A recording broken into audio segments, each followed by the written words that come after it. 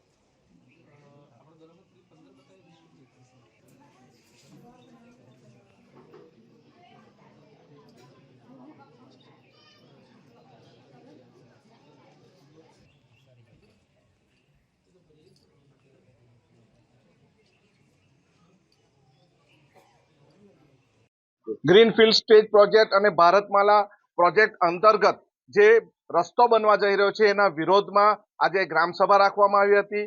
ઝરી અને વાંદરવાલા ખાતે ગ્રામસભા રાખવામાં આવી, જેમાં તમામ ગામના લોકોએ આ જમીન સંપાદન માટેની ગ્રામસભામાં વિરોધ કર્યો હતો। ભારતમાલા પ્રોજેક્ટનો વિરોધ કર્યો, એક ઇંચ જમીન આપવા માટે પણ વિરોધ કર્યો છે।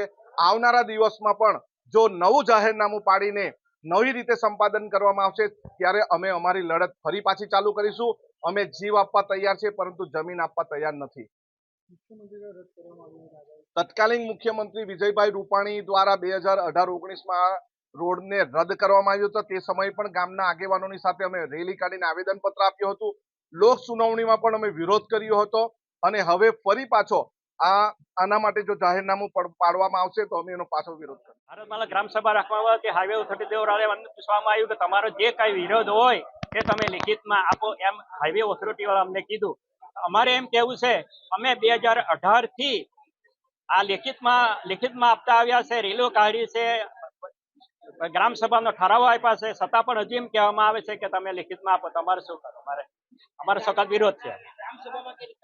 ગ્રામસભામાં અમારે ભારતમાલા અમારે જવા દેવો નથી, એક ઇંચ પણ જમીન અમારે ભારતમાલામાં આપી નથી।